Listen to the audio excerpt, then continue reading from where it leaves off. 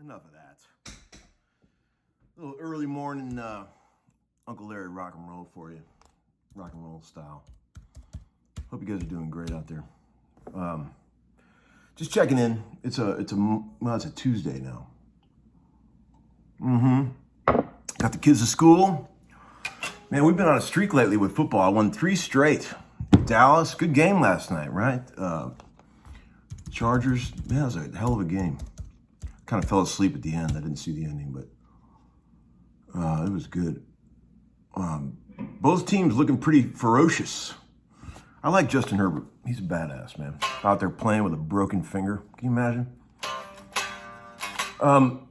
Let's see. I got a few things to talk about. The weather. The weather in Nashville is just so amazing right now. Sadly, yesterday got ruined because I was feeling terrible. I had to go do a session. I was not feeling well. Some of you have asked me in the past, Larry, what do you do when you got to go do a session you don't feel good? Man, it is not easy. I'll tell you. I was like sick as a dog yesterday. I don't know what was wrong with me. I was throwing up in between takes and stuff at the studio. I barely made it, but I got through it. Feeling a bit better today, but man, that is not easy, man, to try to get in the zone when you're feeling like shit. But I got to play with an old buddy I haven't seen in a long time. Great band. It was Shannon Forrest, Craig Young, and Reese Winans on keys, who I haven't seen in ages. Hardly recognized him when he walked in. He looks great. He's 75 years old, and he's still playing great, and he's still totally sharp as a razor. I mean, he was, totally with it, man. It's amazing. Very inspiring, I'm there I am, 54, barely making it through the session, and he's 75 over there kicking ass. I'm like, damn, man, that's great. But Reese has been around, man. Played with everybody. I read that book, Skydog, about Dwayne Allman, and Reese has talked about a lot in that book. He was playing with the Bros back in the late 60s when he was like 19 years old. Can you imagine?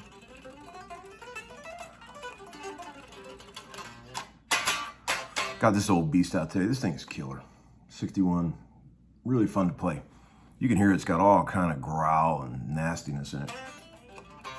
Good old P90 tone. Somebody did send a question about this guitar yesterday. They said, hey Larry, are you gonna flip that SG Special? It seems like it has all the tones I'm looking for. Well, sadly, it has all the tones I'm looking for too. So I just wanted to tell you guys, I know I sell a lot of guitars and everything, but the goal is not to buy and sell guitars for me. The goal is to find guitars that I really like.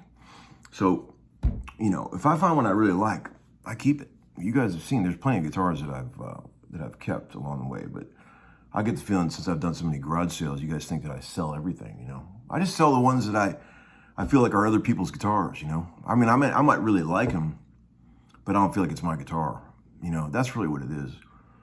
But this is my guitar right here. there's something about this guitar. It's just a run-of-the-mill SG Special, like there are a million other ones they made, but for some reason, it just really works with me. And that's a good thing when you find one like that, you know. You know what's really cool? Speaking of SGs, my 10-year-old son, who I have to say, Marshall, is such a natural. I've never seen anything like it. I'll show him something on guitar. He's born to play. It's crazy, man. He picks up stuff so quick. His ear and his timing. I mean, it's amazing. He's for some reason he's really interested in like certain guitar tones. Like we listen to records and he's like, man, Dad, I want to learn that. He thinks the real high slide shit at the end of Layla, which I think is really annoying personally. He loves that. And like he loves the slide on Freebird. He's like, Dad, you got to show me the slide on Freebird. So I started showing it to him yesterday or 2 days ago, and he's killing it. But then I started going down the rabbit hole because I always remember seeing Gary Rossington play that thing with like some weird contraption in his headstock on the first fret. And I didn't realize it, but you guys probably already know this, but I didn't know this, is that in the early days, he stuck a screwdriver in there, which I've never tried, but it seems like it would affect the intonation if you're changing the nut placement. I don't understand how this all works. I wonder if he tuned the guitar to something. How would it not throw the tuning off to put a screwdriver in between the string and the first fret? And then he took the G string and the B string and tuned them both to a B note. So when he played that slide, it was like 2 notes in unison. I never noticed it, but of course it has a cool sound. He said he was just trying to do something really different back in those days, and he's always played it the same way, you know. So you take I haven't tried this yet. Maybe you could try this at home. But he sticks some kind of a screwdriver up there, but then later on he said, I saw an interview, he said he just started using a wire. You can see it hanging off the headstock, or the first fret, and he plays. But he's playing that on 2 strings, both tuned to the same note, which is pretty cool.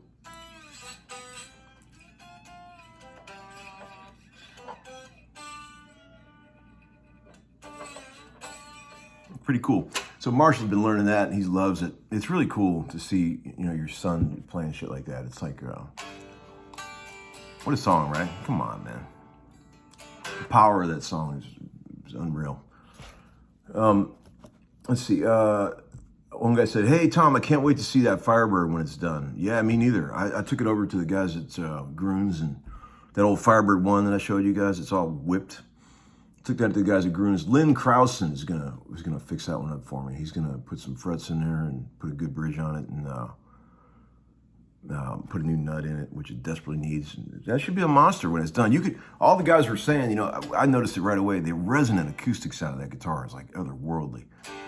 So I think it's going to be a monster when it's done. You kind of always tell it's got big paws. It's going to grow into a giant dog. You know that I was going to talk about one last thing. I don't want to make a real long video today. But I was going to talk about buying that guitar was funny. You know, you guys have all been through this, I'm sure, and I just wanted to talk about this a little bit. You know, like I've said before, buying guitars on the internet is rough, and it can be very, very painful, because the whole concept of buying a guitar sight unseen without holding it in your hands is just so wrong.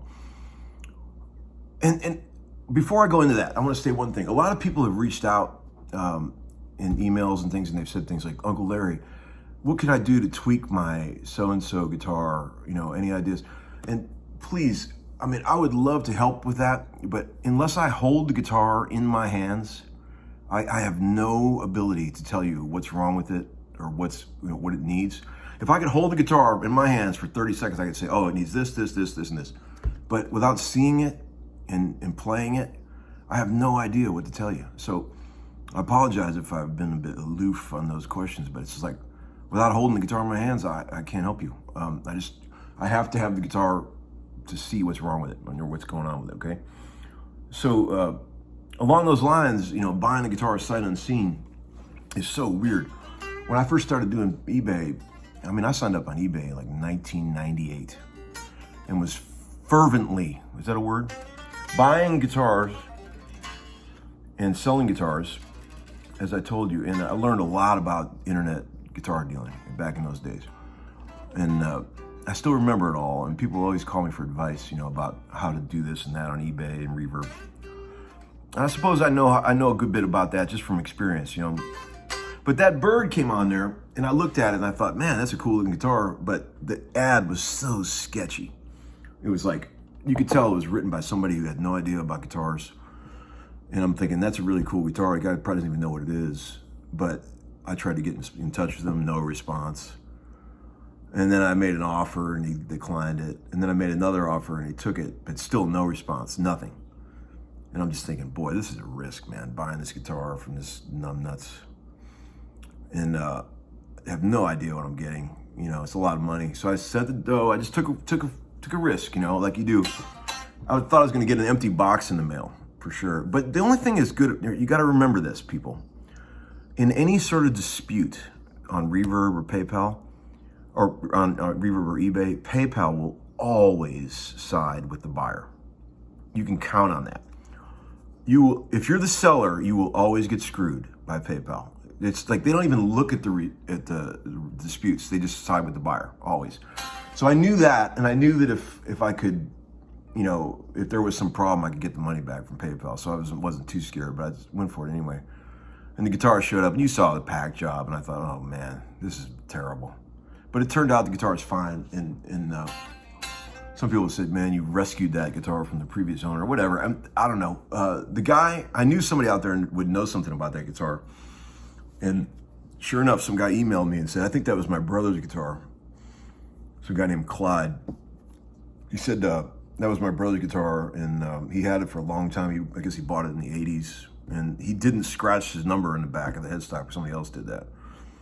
The guy said, my brother's done a lot of stupid things in his life, but he didn't do that. I thought that was funny. But anyway, I'm just saying, when you buy a guitar sight unseen, all I'm saying is that you got to have some conversations with the seller. You can always tell by the ad and the description and the wording if the guy knows anything about guitars or if they're an honest seller. You can tell by the wording. If people go out of their way to talk about flaws of the guitar, you can tell they actually give a shit. If it just says 1957 Les Paul Special, all original, those are the ones you stay away from. Because, oh really, it's all original? Oh yeah. What's been done to it? No guitar out there is all original. I mean, they've all got a story, They don't make it 60 years on this planet without somebody fucking with something. So I just say, be careful. Try to get in touch with the buyer. Try to talk to them and get a correspondence going, especially when you get it going over text. That's quite nice. I try to do that. And then you feel like you know the guy a little bit, and you know what you're getting, and it's all good. You can ask a lot of questions. I ask things like, what's the weight? What's the neck profile? How's the balance? Things that you can't see in pictures, But like I said before, man, I've got such an eagle eye for this shit from doing it for so long. I swear I can just look at pictures and tell you if it's a good guitar or not. It's so weird. It's just been doing this for so long. It's like, it's funny what years of experience of buying guitars can do for you. I could see something in a picture. I go, oh man, that looks like a winner. But sometimes I'm wrong, but not usually. Can you do that?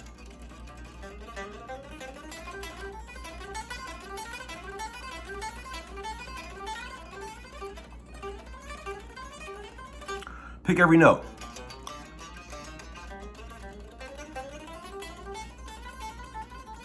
That's how you sit around and watch football and get your right hand going. Keep it super loose, man.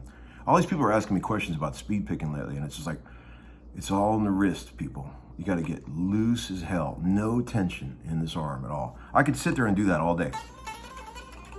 It'd drive you crazy, but I could do it. And it's like, if you feel yourself tensing up, you're dead. You can't get it. The more you practice, the worse you'll get. You got to figure out how to get that wrist super loose, man. It's all in the rotation of the wrist. That's what it is.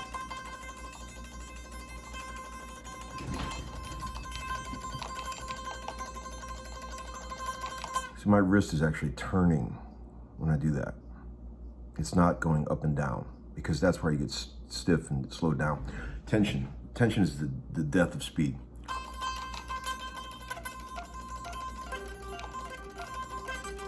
kind of shit.